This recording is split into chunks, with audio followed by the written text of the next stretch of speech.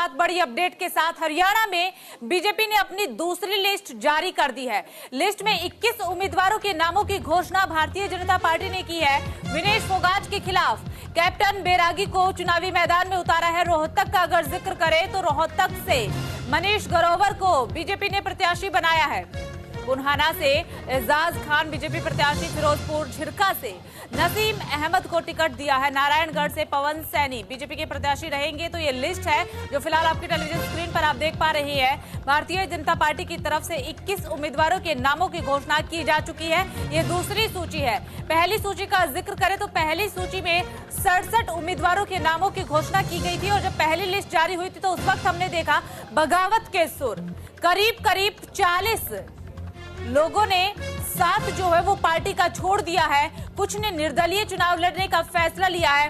अब एक बार फिर से दूसरी लिस्ट जारी की गई है 21 उम्मीदवारों की। देखना अहम रहेगा कि इस लिस्ट के बाद किस तरीके के सुर की आवाज बीजेपी से गूंजती है। फिलहाल ये लिस्ट आप अपनी टेलीविजन स्क्रीन पर देख पा रही है। इसमें 21 उम्मीदवारों के नाम दर्ज है। ये दूसरी लिस्ट है। आपको बता दें कि नारायणगढ़ से पवन सैनी को बीजेपी प्रत्याशी के तौर पर उतारा गया है। इसके अलावा फिरोजपुर झिरका से नसीम अहमद को टिकट दिया गया है। बुरहाना का जिक्र करें तो यहां से एजाज खान बीजेपी के प्रत्याशी होंगे। इस लिस्ट में बीजेपी ने तमाम सोच विचार करके उम्मीदवारों का चयन किया है, क्योंकि बीजेपी नहीं चाहती थी कि जो पहली लिस्ट में हुआ वही दूसरी लिस्ट के बाद भी हो। ज्यादा जानकारी के साथ ग्राउंड जीरो का रुख कर लेते हैं। सहयोगी आनंद हमारे साथ जुड़ चुके हैं। आनंद, फिलहाल क्या कुछ अपडेट है? दूसरी लिस्ट बीजेपी ने जारी की है। लिस्ट जारी होने के बाद किस तरीके की हवा नजर आ रही है? क्योंकि पहली लिस्ट के बाद हमने देखा विरोध की आवाज हर तरफ से गूंज रही थी। आंचल, बिल्कुल यही कारण था जिसको लेकर दूसरी लिस्ट लेट आई। दरअसल कल भी एक बैठक हुई थी जहां बैठक में तमाम चीजों को लेकर मंथन किया गया था। आज जो लिस्ट आई है वो 21 सीटों की है, जो अलग अलग जिलों की 21 सीटें हैं।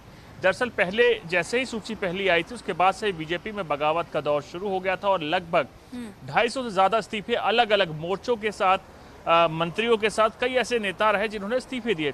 तो बीजेपी कहीं ना कहीं कोशिश कर रही थी कि हर चीज संभाली जा सके, अपने नेताओं को समझाया बुझाया जा सके, उसके बाद ही दूसरी लिस्ट लाई जाए। तमाम मंथन किया गया। कांग्रेस की जो लिस्ट आई उसके बाद उस पर किसको उतारना है उसको लेकर मंथन किया गया। कौन वहां से मजबूत कैंडिडेट है उसका मंथन किया गया।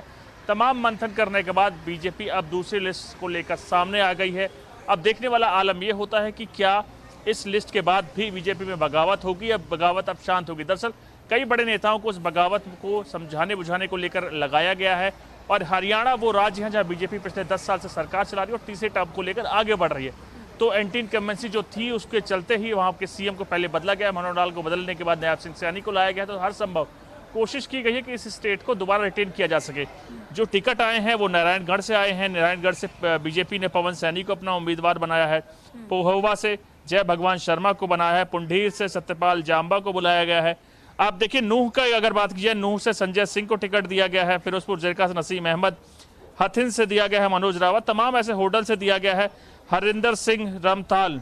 तो तमाम टिकट दे दिए गए हैं। 21 लोगों की आज की सूची जारी कर दी गई है। तो कहीं ना कहीं बीजेपी हर संभव कोशिश कर रही है कि जो पहले सूची के बाद हुआ वो दूसरी सूची के बाद ना हो, क्योंकि कहीं ना कहीं उससे बीजेपी की एक इमेज पर असर पड़ा, जिससे सीधे परफॉर्मेंस पर असर पड़ता है।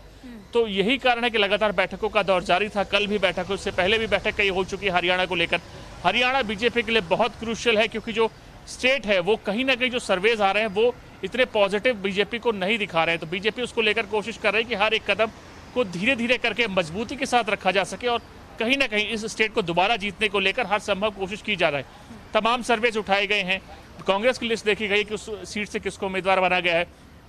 उसके बाद अपने किसी बड़े नेता को वहां उतारा गया। कोशिश की जा रही है कि क्योंकि बीजेपी हरियाणा के लिए बहुत अहम है, उसको रिटेन करने को लेकर हर संभव बीजेपी कोशिश कर रही है। बड़े नेताओं को उतारा जाएगा। बड़ी बड़ी रैलियां होंगी। पीएम खुद 14 तारीख को कुरुक्षेत्र में रहेंगे, जहां से वो रैलीज की शुरुआत करेंगे। अमित शाह की रैलियां होंगी। तो कई बड़े नेता हरियाणा के रण में उतरेंगे और बीजेपी इसको लेकर लगातार प्लानिंग कर रही है। उम्मीदवारों की लिस्ट जारी कर दी गई है, उसके बाद प्रचार प्रसार कैसे करना है, क्या वो मुद्दे रहेंगे जिसके साथ बीजेपी आगे रण में बढ़ेगी, कौन कौन से बड़े नेता होंगे, योगी जाएंगे, अमित शाह जाएंगे, पीएम मोदी जाएंगे, राजनाथ सिंह जाएंगे, तमाम बड़े नेता हैं जो हरियाणा के हैं, मनोहर लाल खट्टर की कई रैली है, उसके साथ तमाम चेहरों का चयन किया ही जा रहा है। चुनाव प्रचार के लिए तो बड़े बड़े चेहरों का चयन यहाँ पर हो ही रहा है, लेकिन जिस तरीके से लिस्ट जारी की गई, पहली लिस्ट के बाद हमने देखा किस तरीके से विरोध की आवाज उठ रही थी। करीब करीब 40 लोगों ने साथ छोड़ दिया है।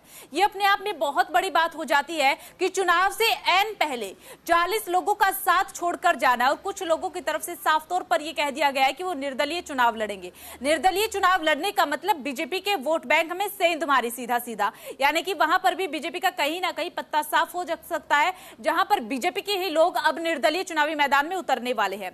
तो कहीं ना कहीं वोट बैंक पर भी इसका सीधा सीधा असर पड़ेगा।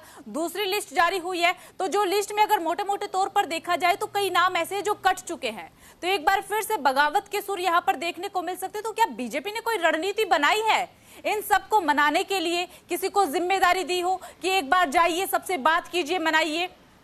आंचल, बड़े नेताओं को इसकी जिम्मेदारी दी गई है कि जो जिसका टिकट कटे, कई मंत्रियों के कटे हैं, जैसे संजय विशंभर वाल्मीकि समेत कई ऐसे बड़े बड़े मंत्री जिनका टिकट कटा गया है, तो उनसे लगातार बीजेपी बातचीत कर रही है, कोशिश कर रही है कि उनको समझा बुझा के कहीं और सेटल किया जा सके, क्योंकि हर एक नेता पार्टी के लिए बहुत इंपॉर्टेंट होता है। और अगर बीजेपी की बात की जाए तो दुनिया की सबसे बड़ी पार्टी कही लाई जाती है, 10 करोड़ से ज्यादा उसके कार्यकर्ता तब है, तो सदस्यता अभियान के थ्रू आगे भी बढ़ा जा रहा। तो हरियाणा को लेकर बीजेपी ने बड़े बड़े नेताओं को जिम्मेदारी सौंपी गई है कि आपको सड़क पर रहना, तमाम वो नेता जो कि विरोध कर रहे हैं उनके साथ बातचीत करनी है, नेगोशिएशंस करके कोशिश करना है कि वो या तो बैठ जाएं या बीजेपी के समर्थन में वापस आ जाए।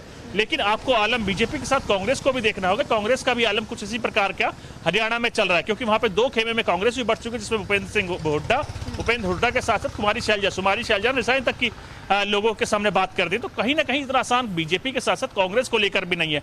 हरियाणा वो राज्य है जहां दोनों ही पार्टीज कहीं ना कहीं एक मौके के तौर पर देख रही है। बीजेपी अपनी 2 टर्म की सरकार को तीसरे टर्म में आगे बढ़ाने को लेकर लगातार मशक्कत कर रही है। हर एक सीट पर चिन्हित किया गया है, उम्मीदवार देखा गया कि विपक्षी पार्टी का क्या है, और आपने देखा कि गठबंधन जो कि कांग्रेस और आम आदमी पार्टी का होना था वो भी अब खत्म हो गया। अपनी अपनी लिस्ट दोनों पार्टीज ने जारी कर दी। तो कहीं ना कहीं इसका सीधा फायदा बीजेपी को होगा, और बीजेपी के लिए कही जाती है कि जहां पर विपक्ष कट जाता है या कहीं बढ़ जाता है तो उसका सीधा प्रॉफिट बीजेपी को देखने को मिलता है। तो बीजेपी कहीं ना कहीं इस गठबंधन जो नहीं हुआ उसके बाद उम्मीदवार है, सोच रही, उम्मीद में है कि हम अगली सरकार रिटेन करेंगे। कहीं ना कहीं इसको लेकर तमाम चीजें कवायद की जा रही है। बड़े नेताओं को जिम्मेदारी दी गई है प्रचार प्रसार के साथ साथ आपको बाकी नेताओं को समझाने बुझाने को लेकर। तो कहीं ना कहीं बीजेपी हरियाणा को लेकर हर संभव कोशिश कर रही है, क्योंकि बीजेपी के लिए हरियाणा बहुत इंपॉर्टेंट है, दिल्ली सटा हुआ राज्य है, वायु कहीं ना कहीं हरियाणा की बड़ी भूमिका हो जाती है, उसको लेकर कोशिश की जा रही है कहीं ना कहीं इसको चीजों को सुचारू रूप से चलाई जा सके, बगावत कम हो, और उसके साथ साथ बीजेपी एक बार फिर इस सरकार को रिटेन करे।